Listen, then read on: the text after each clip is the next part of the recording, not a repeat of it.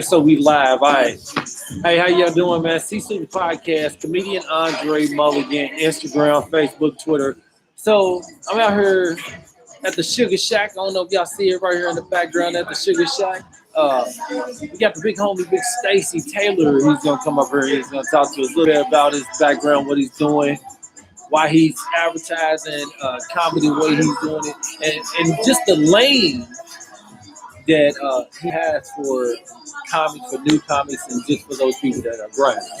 So one of the things I talked about earlier today, I wanted people to kind of look at the difference of comedy. I wanted people to understand that though we might sit there and believe that we're getting and seeing everyone, we're not. And that's one thing I would say that we never get.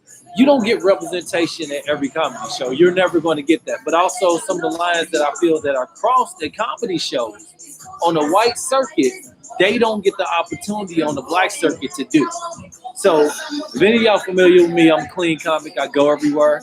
I've been to every different show. I play every different market. But also you have those comics that aren't either welcome there or they don't go there because they feel they're not welcome.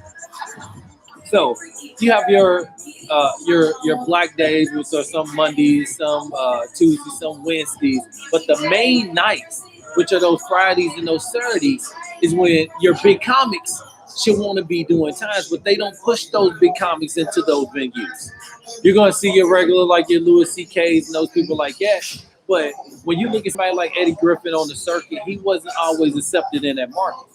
So the gentleman that we're going to bring in, man, he's a OG out here.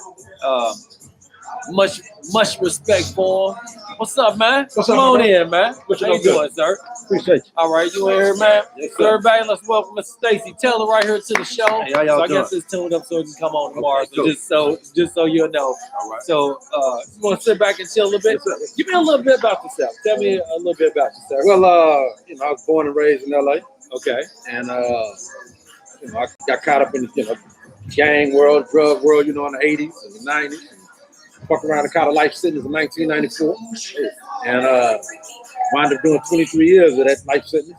Yes, sir. Before I got back out, and I've been home 4 years now, and I knew I was been funny all my life. I've been funny. Okay. And so I tell myself when I was in the penitentiary, if I ever get out from this life sentence, I'm going to be a comedian. Did you think about jokes? Like all the time. Okay, well, My whole life I've been telling jokes. Okay. All through school, like I say, I actually wanted to be a comedian as a young child. Okay. But then when the 80s hit and that crack came out, Yeah. motherfuckers was getting rich, I was like, Yeah. shit, fuck telling some jokes, don't sell some jokes. You know what I'm saying? So that was it for me. I think a lot of people forget, and I mean, besides the bad side, did selling drugs actually save your life and save your family, or would you say the working the McDonald's side was better for you? Because when you listen to certain people, they say, "Hey, that's all I had." Well, you know what? It really ain't all we had. Okay. I'm gonna speak from my perspective. Okay. It wasn't all I had, but it's what I chose. Okay. You know what I mean? Because there's people that grew up on the same block with me, in the same neighborhood I grew up on, made better choices. Yeah. You know what I mean? And I come back home 20 years later, they homeowners, and you know what I mean? They got grown kids, so so that's it didn't work out. I couldn't, I could never advocate, a life of crime, Okay. because it doesn't work out. It doesn't work out. Not for everybody. But it doesn't. I mean, for the most part, it doesn't work out. But if you black, it's not going to work out for you. I Right. say that if you're Right. black and in the ghetto, pretty much crime is going to hurt you eventually. I was just listening on how they were talking about the blacks controlled the cocaine, not heroin, but the cocaine side. And when crack came in, is what helped get blacks rich. But what happened is the FBI came in and robbed the black people and took that dope money and was basically selling it back to it. Would you say that? Hey, I would say it. What happened was that Ronald Reagan, Okay. the president, Okay.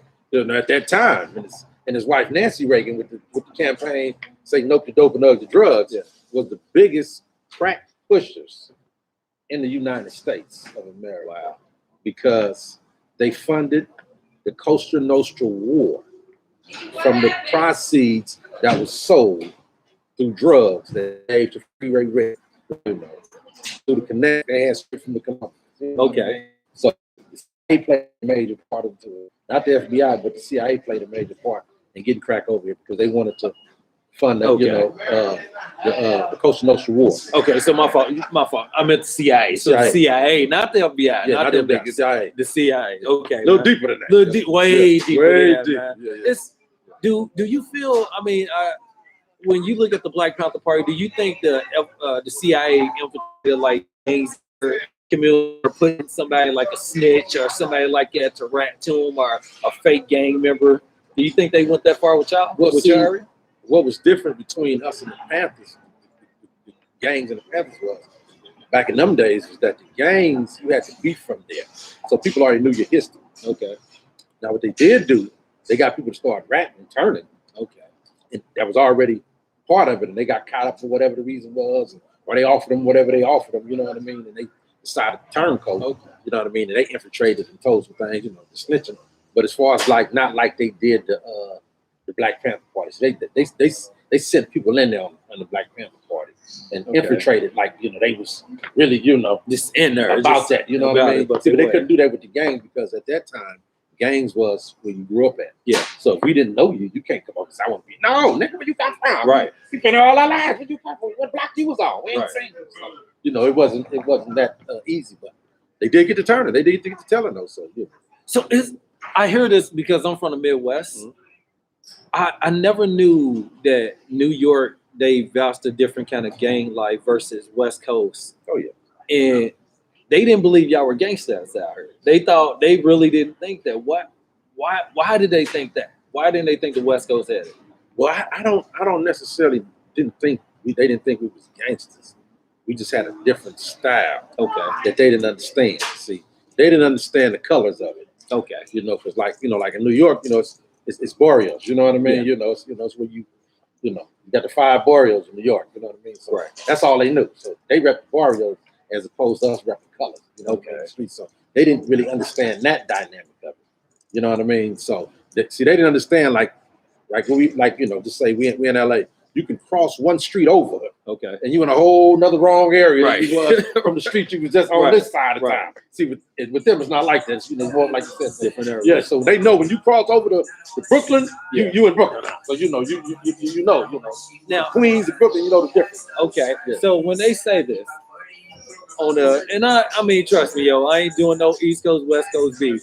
When they say if you can make it in New York, you can make it anywhere. Would you say if you can make it out of Compton, out of the worst part of Compton, the worst part of Inglewood, the worst part of Crenshaw, if you can make it out of there, you can make it anywhere? Would you say that? Oh yeah, listen, one thing about life, and not just New York and LA, it's a ghetto in every state.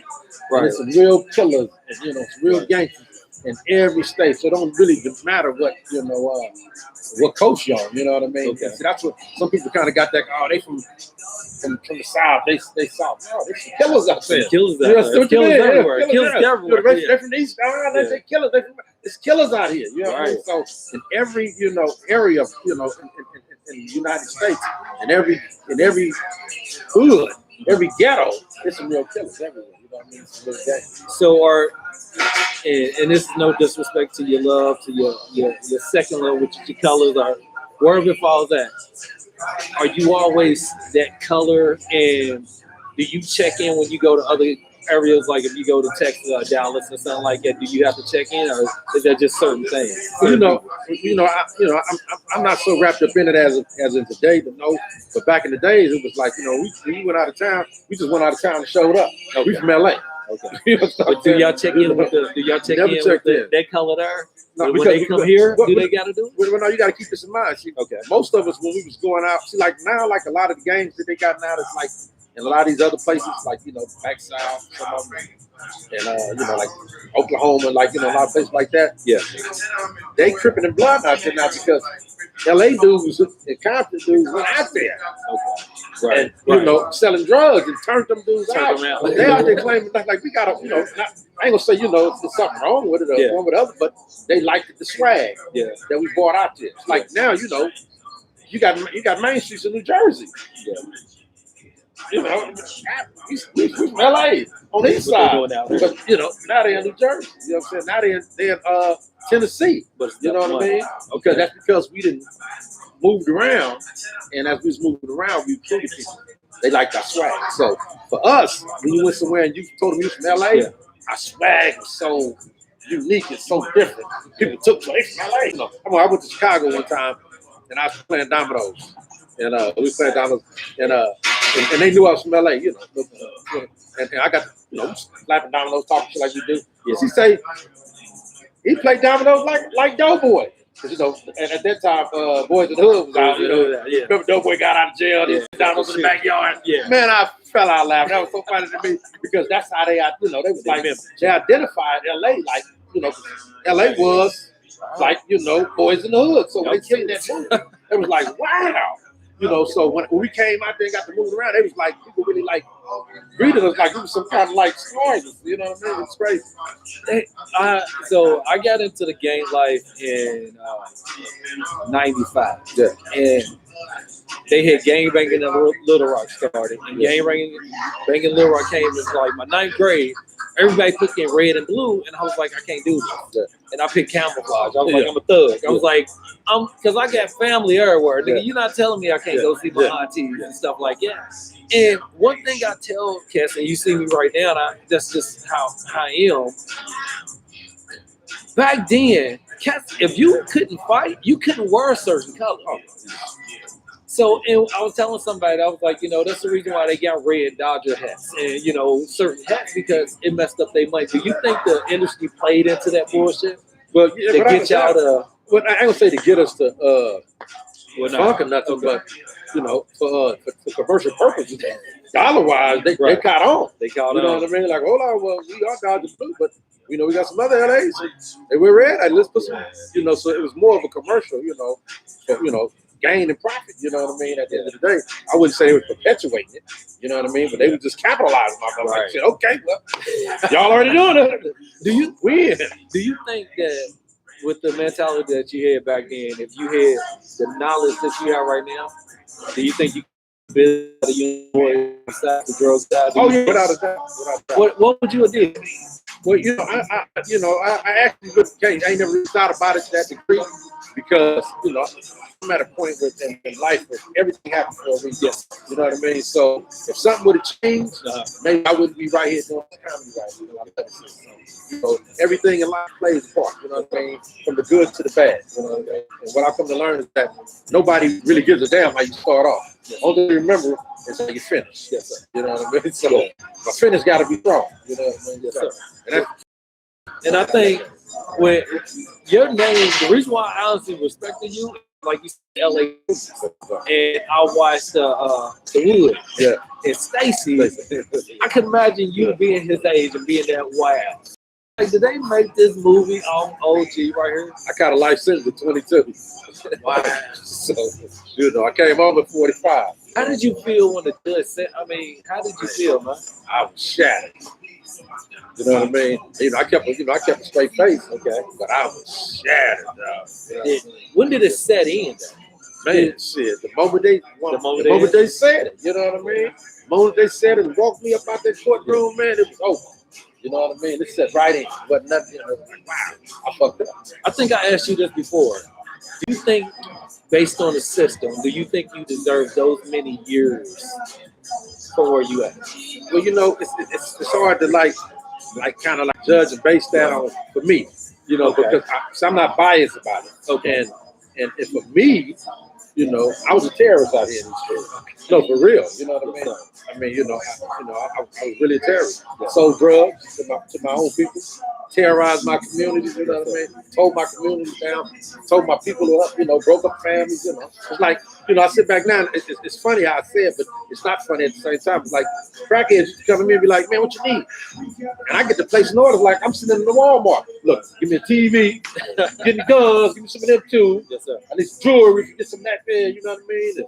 And so I'm actually advocating for these men to go break somebody out. Still ain't good, hard work, darn shit. They should earn to come bring it to me so I can get it right. See, I didn't see the dynamics of that back then. I didn't have that depth, in me, to understand that. So now that I get it, it's like, wow, you know what I mean? I wouldn't want to be a part of something that helped destroy my own people. You know what I mean? When I see you, man, I literally see you as a motivational speaker and really talking to like a bunch of. I remember OGs used to come to school back when they allowed black men to come to school, and they would talk to us. Man, I can see you really with a bunch of the kids just telling them, "Look, man, look, hey, have you thought about doing that, man?" Well, you know what? I've done it to some degree, and I still do it to some degree. Like I'm part of a program called 10 Toes In. Okay. And this lady has this organization where lifers get out of prison. Yes. And we all gather up once a month. And I go out there and I talk to people just coming home, and I share my story with them. I had a life sentence. I'm out here. I'm doing comedy now. I flew all over the place, opened up a mic camp, some Cat Williams, Cherry Shepherd, to name a few. You know what I mean? And it's all, just coming from, being out of prison. You know what I mean? Fresh out. Because I had a plan. I had a dream. And I told myself, when I get back out, if I get back out, I'm gonna stay focused. Yes, sir. So, and I like to go out and inspire other people fresh out of jail, trying to figure out their way. Like, can I do it?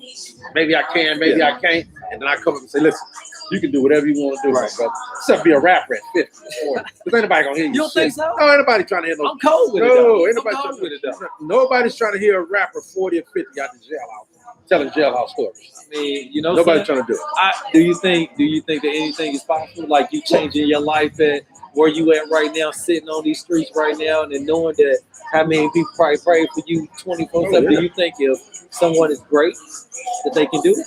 Oh, like you've been a replica of what greatness is after you get it out. Appreciate it. But see, the only difference is, with comedy, it doesn't matter who you is. Okay. How fat you are, you know what I'm saying? All that matters is how funny you are. Right. You see what I'm saying? Right. But, when you get to rap, it's kind of like an age cutoff, you know what I mean? Because there ain't too many 40, 50-year-olds like want to say, see, Jay-Z good because he started young. Right. So we watched him grow. We grew up with Jay-Z. Yes, so we don't mind listening to Jay-Z because he's 50. Right. But just some fresh 50-year-old rapper. Right. What can you really, it's possible. Don't get me wrong. It's possible. Everything is possible, but some things are gonna be harder for getting doors open will be much harder. You would have to have a real good connection, I believe. Are you able to go back and really talk? Like right now, when you see like the young bangers or whatever, do you talk to them or do you just like let it go? Have you ever been like, man, I should, but I know, look, man, I don't want to be in that bullshit? Well, it all depends. It all depends where I meet a person. Okay. You know what I mean? If I meet him in a setting where, it's some time I can give somebody some knowledge or something, you know what I mean? Some wisdom, share my story with them, I will. But if it's not, I gotta just let life be. Because I know at that time how I was, you know what I mean? And I wasn't really trying to hear a bunch of mumbo jumbo about, changing my life around. Yes, sir. I had to get out all the time. Now, comedy. That's one of the reasons. Like I want to, because and I definitely want you to have that voice, and I definitely want that. But I may get tired of telling that. But you funny as hell. Appreciate. Funny. But this right here, the Sugar Shack. This is you, and a good friend that you know. What made you? Number one, when you got into comedy, you opened your own door. Why? Well, you had to, because you can't get funny unless you got a platform and a stage to do it. Right. If you ain't got your own stage, your time is never gonna be never enough time to really, work stuff out. Yes, sir. So when I first came home, I was blessed to took over my partner Ryan West, a comedian. And he took a liking to me. I've been on like 4 months, and he allowed me to be his co-host at a place called The Rocket on Rosecrans and Hawthorne Boulevard. Okay. And that started off, and that gave me, my time on the platform. And then from there, I got my own spot in Inglewood at the Hookah Lounge. Yes, sir. And from there, I bounced over here now. You know what I mean? So, because I enjoy being on the stage. I enjoy telling jokes. And when you're dealing with somebody else's platform, Yeah. your time is limited. You know what I mean? When I see comics like you, and I know you have your style, and I know I've never heard you have anybody say, "Hey, don't cuss, don't do this." Yeah. How would you feel as a comic if they was like, "Hey, don't cuss and don't talk about games"? How would you feel? Well, if they're paying me, you know. If they paying you, if they're paying me, whatever you want me to talk about. Would they give you that opportunity though to be you in their regular room? You think? Yeah. But you know, if they give me a chance to be me, I got to be me. Okay. You know what I mean? You know, I couldn't be them. But if they want, they tell me they don't want no cursing or certain subject or topics. I done been there. You know. You've been there. Yeah, Okay. I done been there. I done did church gigs. I couldn't talk about sex. You know what I mean? Which is different. Yeah, totally different. Yeah, But you know, I couldn't talk about other little drugs and stuff. You know what I'm saying? So you know, when you're a comedian, you know, you adapt. You know what I mean, to the surroundings that you have. You know what I mean? When are we? You have a damn beautiful event, man. When are we gonna see this like on a regular television channel, like late night? I would love it. What are you looking at? What are you looking at doing it or whatever? Well, you know, I haven't really even, you know, it's been some talks about doing like a YouTube segment of it, you know what I mean, and running it live so everybody can see it, and just keep it going, you know, every Thursday like we do. But you know, we haven't really, with the, you know, what happened was a lot of with the pandemic and all that, things got to get shut down. So, you know, we was up for a minute, then we had to shut down for a minute. So, you know, it's been a lot of, you know, other little elements that, you know, been kind of getting in the way, but it's been talked about. Okay, and I know we're almost out of time, man. And one of the things I want to know, what do you want your legacy to be? When your kids, when you're out of here, and I mean 60 years from now, man, when you out of here, about when you're 120, what do you want your legacy to be, bro? Basically, like I said earlier, you know what I mean? It didn't matter how it started, it didn't matter how it finished. Okay. And my finish is gonna be grand. You know, it's somebody who made some mistakes in life at an early age, you know, figured it out. You know, basically I was just a broken little boy. Who grew up to be a broken young man, you know what I mean? So I had to fix myself. So, you know, so now that I'm fixed, putting the pieces back together again, you know, it's like I want people to be inspired to know that, you know, no matter what you go through in life, you know, it's up to you. You know what I mean? It's up to you to how you know, fix yourself and allow people to see the real you. You know what I mean? You know, because even though I was young, I was portraying to be somebody that I really wasn't, because I was trying to fit into a world. You know what I mean? That I wanted to be a part of. So I done things, became a person that I really wasn't.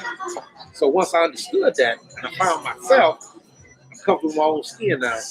You know, it's easy just to come and just live my truth, as opposed to trying to, you know, fit in with people I don't belong. No, I ain't trying to fit in nowhere. I'm just me, and wherever wherever me finds me at, with who I find him at, we got that connection. Beautiful, man. The reason why I wanted to talk to this man, because I literally feel energy generating from this brother right here. And y'all, if y'all don't understand, in the black community, this is rare to have a king around. This is my king, even though I don't know him, he's a king. I gotta talk to this man. It's not a fight. You know what I'm saying? So we gotta honor these man. Follow him, Stacey Taylor, man. Stacey Taylor Senior on Facebook. Stacey Taylor, so Stacey Comedian on Facebook also, and Stacey Comedian on Instagram. Okay, check me out. Hey man, y'all follow him, man. Come out here to Inglewood. We're at the Sugar Shack, Imperial Western, 1827. Every Thursday night. We've been there going on 2 years now. So come on and have some laughs with us. The food is good, the drinks is good. And if you're lucky, you can get some head in the parking lot. I want to get some white audiences out here, man. If y'all really want to talk about gentrification, start supporting these black comedy clubs out here and giving your business to them. That's what gentrification is, all right? Don't just keep going to the white comedy clubs. Come out here. Thank y'all for tuning in. C-Student Podcast, man. Stacey Taylor, thank you very much, bro. Thank you. Appreciate it. Thanks for having me, bro. Thank you. We out, bro. We out. Appreciate you, man. No problem, man. Sorry to be running behind on you, big dog.